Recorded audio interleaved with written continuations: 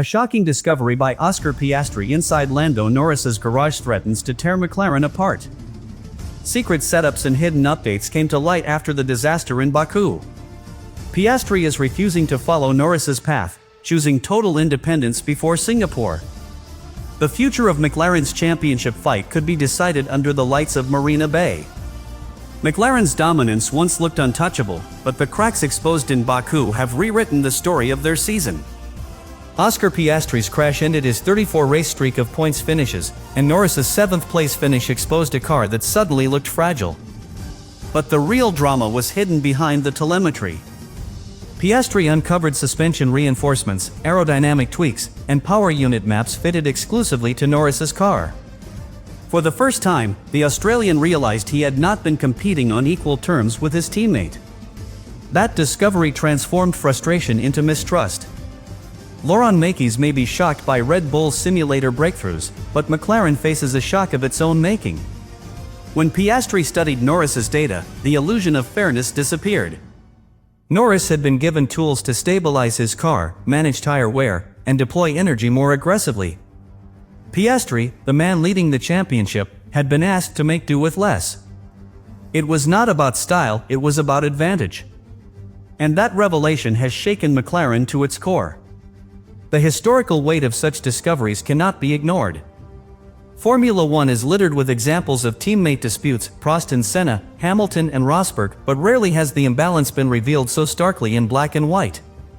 Piastri's discovery is not a matter of opinion. It is hard telemetry, logged data, and visible hardware. For fans, that difference reframes the entire narrative of McLaren's season. Was Norris's consistency the result of talent alone, or was it supported by a package tilted in his favor? Was Piastri's raw brilliance masking systemic inequality? These are questions McLaren can no longer dismiss. The response from Piastri has turned revelation into rebellion. Instead of demanding equality, he chose independence. He rejected Norris's package and will run his own path in Singapore. It is a decision loaded with symbolism. A leader who refuses the favors offered to others signals both defiance and self-belief. But it is also a gamble. If his approach fails, the critics will be merciless. If it succeeds, McLaren's political bias will stand exposed. The recap here is not just about technical differences. It is about the collision of trust, ambition, and risk at the heart of Woking. The consequences ripple across the championship. Piastri leads by 25 points, but independence adds volatility. Norris season opening, Red Bull lurks with Verstappen resurgent, and Ferrari watches with interest. Singapore will not just distribute points. It will distribute confidence. If Piastri's gamble pays off, his authority inside McLaren will be unassailable. If it collapses, Norris gains both momentum and political capital. Either way, the battle will reshape the balance of power within the team and perhaps the entire championship fight. The Azerbaijan Grand Prix should have been McLaren's moment to consolidate control, but instead it exposed fragility at the very core of their campaign. Oscar Piastri, the championship leader, crashed out on the opening lap after a desperate move in Turn 5, ending a run of 34 consecutive points finishes. Lando Norris, expected to seize the initiative, could manage only 7th. For a team that had looked untouchable earlier in the season, the streets of Baku became a mirror reflecting hidden weaknesses. What fans saw as a bad weekend was, in truth, the beginning of a crisis that would spill directly into Singapore. Inside the garages, tension grew sharper than ever. Piastri and his engineers pored over telemetry from Norris's car, a privilege granted only after the public embarrassment of Monza, where questions of equality had already been raised. What they found was staggering. Norris had been running different front suspension geometries, specific aerodynamic updates, and even power unit mappings that were never offered to the Australian. For a man leading the championship, it was nothing short of betrayal. This was not about minor tweaks or preference, it was about systematic advantages hidden in plain sight. The discovery shook Piastri's faith in the organization he trusted. He realized that while he wrestled with balance and confidence issues, Norris had been granted updates framed publicly as optional. But the truth, laid bare in the data, showed otherwise. Since Canada, Norris's chassis had benefited from reinforced suspension designed to give more stability and predictability. Piastri, meanwhile, had been advised not to use it, told he did not need the same modifications. For weeks he had been competing in a shadow battle, chasing a ghost of equality that never truly existed. The facade of parity within McLaren cracked wide open. Ferrari and Red Bull had long assumed McLaren's unity was one of its great strengths, but Baku revealed fractures too deep to ignore. The engineers, already stretched by relentless development races, now found themselves split between two realities. Norris had the benefit of bespoke updates, while Piastri had carried the weight of underdog performance disguised as leadership. The shock for Oscar was not just technical, it was cultural. A team that prided itself on fairness and teamwork had been hiding preferential treatment, and the man at the center of it all was the same teammate he was battling for the title. The most dramatic twist was Piastri's response. He did not demand access to Norris's settings. He did not march into Andrea Stella's office to accuse or negotiate. Instead, he made a statement of defiance that stunned even his closest advisors. He rejected Norris's package entirely. Ahead of Singapore, Piastri announced he would follow an independent technical path, developing his own setup with his race engineer. In the language of Formula One, this was not just preference, it was rebellion. He would rather risk losing on his own terms than win with someone else's hand-me-down advantages. And now, with Marina Bay looming, McLaren faces the perfect storm. Piastri arrives as championship leader, but with a car deliberately configured differently from his teammates. Norris carries the weight of being the favored son, with the upgrades and the suspicion that comes with them. The world will watch as two philosophies collide under the most punishing lights in Formula One. What was once a united front is now a duel, and Singapore 2025 could decide not just points, but the soul of McLaren. This is only the beginning. The Azerbaijan Grand Prix was brutal for McLaren.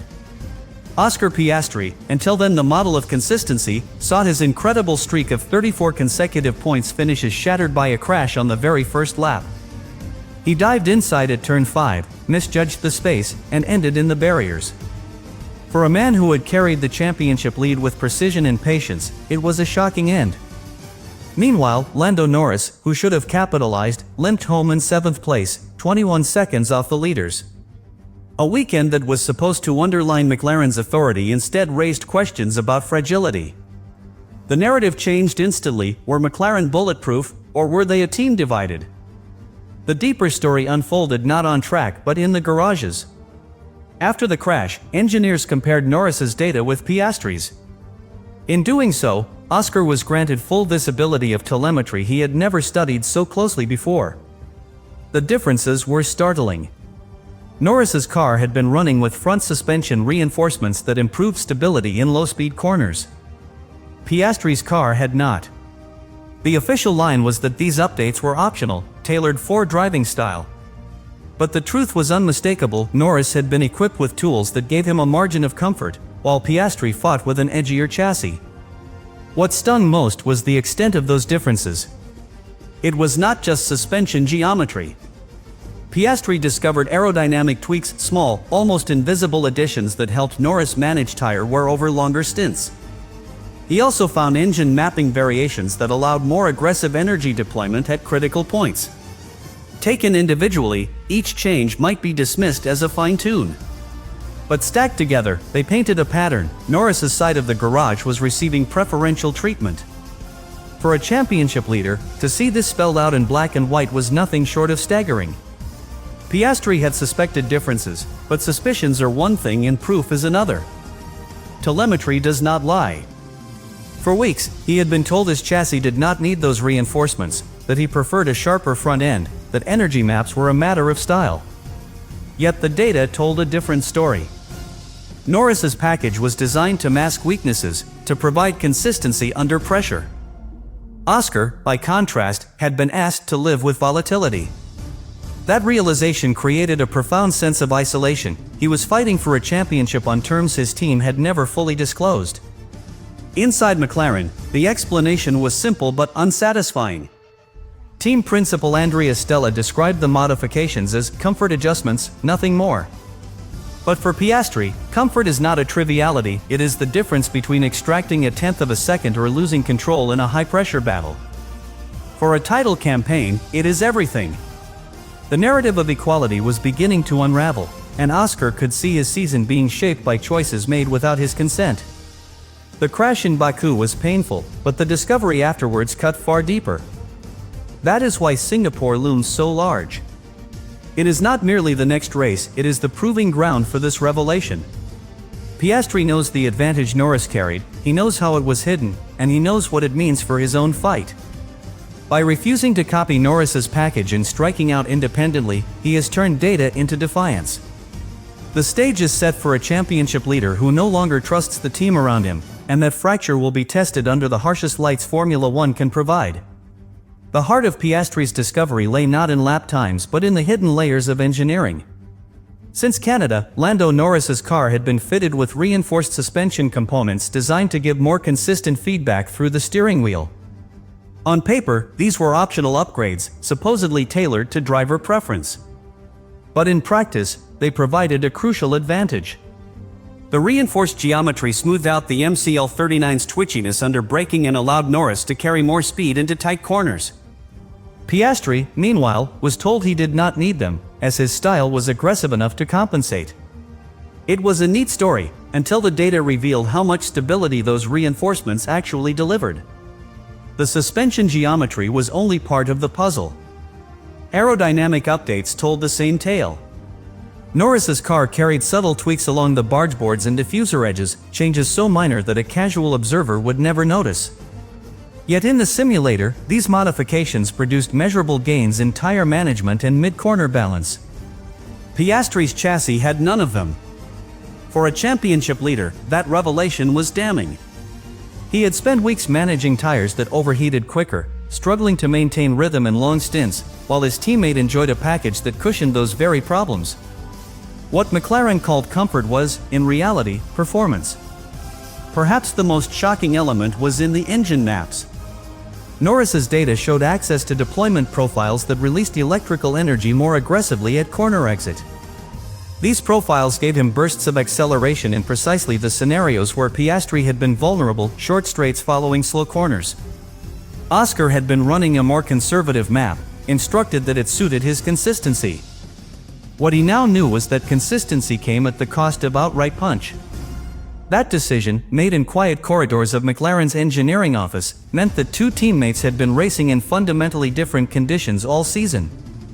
From a technical standpoint, none of these differences would be illegal. The FIA would not intervene, as both drivers technically had access to the same components. But Formula One is not just about legality, it is about trust. Piastri trusted McLaren to provide equal opportunity. Instead, he discovered a layered system of preferences that stacked performance on one side of the garage. To outsiders, it might look subtle. To a driver fighting for tenths of a second, it was seismic. This was not a matter of style. It was a matter of fairness. Andrea Stella insisted publicly that these divergences were comfort options. But the word rang hollow to those inside the garage. Comfort determines how confidently a driver pushes at the limit, how precisely he controls tire temperatures, and how consistently he produces laps under pressure. For Norris, that meant a cushion against mistakes. For Piastri, it meant carrying a knife into a gunfight. The Australian's discovery turned a vague suspicion into hard evidence. He had been running his title campaign with one hand tied behind his back. What makes this even more combustible is Piastri's reaction. Instead of demanding equal access to Norris's updates, he rejected them outright. He chose to carve his own path, working with his engineer to prepare a unique setup for Singapore. In Formula One terms, that is a bold declaration of independence. Technically, it is risky, he could end up slower. Politically, it is incendiary, it signals a lack of trust in the very organization tasked with guiding him to a championship. By the time Marina Bay's lights switch on, McLaren will not only be managing two cars. They will be managing two philosophies, clashing head-to-head in the most unforgiving arena of the season. Oscar Piastri's response to the revelations inside McLaren was not anger in front of the cameras, nor did he demand public apologies from Andrea Stella or Zak Brown. Instead, he made a decision that stunned the garage. He rejected Lando Norris's package entirely. No suspension reinforcements, no aero tweaks, no alternative engine maps. He would not accept what he now saw as poison fruit. For a championship leader to turn away from potential advantages is almost unheard of in Formula One. It was not a complaint. It was defiance. It was the Australian planting a flag, declaring that if he is to win the title, it will be on his own terms, not under conditions that smell of favoritism. This decision carries monumental risk. At this stage of the season, with only 7 races remaining, every point counts. Piastri leads by 25 points, a margin that can disappear in one bad weekend. Yet he is willing to gamble that independence will prove stronger than conformity. The risk is not only technical but political. If his independent path fails, critics will call him naive, question his maturity, and argue that Norris deserves McLaren's full support. If it succeeds, however, it will redefine his authority within the team and force a cultural shift in Woking. The gamble is as dramatic as it is symbolic. The timing adds even more weight. Singapore is no ordinary race. It is one of the longest, most punishing circuits on the calendar, demanding relentless concentration in suffocating humidity. Mistakes are costly, overtaking is scarce, and reliability is stretched to breaking point. Choosing this battleground to test independence magnifies the drama. If Piastri triumphs here, it will not just be another win. It will be a statement etched into the championship narrative that he can withstand pressure, carry rebellion, and still conquer the toughest conditions Formula One has to offer. The symbolism of that cannot be overstated.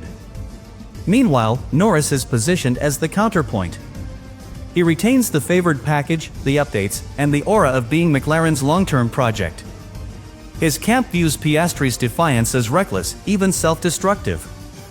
For Norris, Singapore becomes the chance to prove that the development path built around him is the right one. If he beats Piastri convincingly, he not only closes the points gap but also validates McLaren's subtle bias. The dramatic twist is not just that two teammates are fighting, it is that they are fighting with different weapons, openly, in front of the world. That spectacle has the power to split McLaren's image of unity in two. The political undertones cannot be ignored. Bernie Ecclestone, never shy with controversial words, has already suggested that McLaren would prefer a champion called Lando Norris. Whether or not that is true, Piastri's discovery gives the statement teeth. Fans, journalists, and rival teams will watch Singapore not just for lap times but for what they symbolize. Every sector, every pit stop, every radio message will be scrutinized for evidence of favoritism or independence. In a sport where perception matters almost as much as performance, this battle within McLaren has become as compelling as the championship itself. And so the twist sharpens into its final edge. Piastri's rebellion has turned Singapore into a duel of philosophies. One driver armed with hidden updates, the other armed with defiance.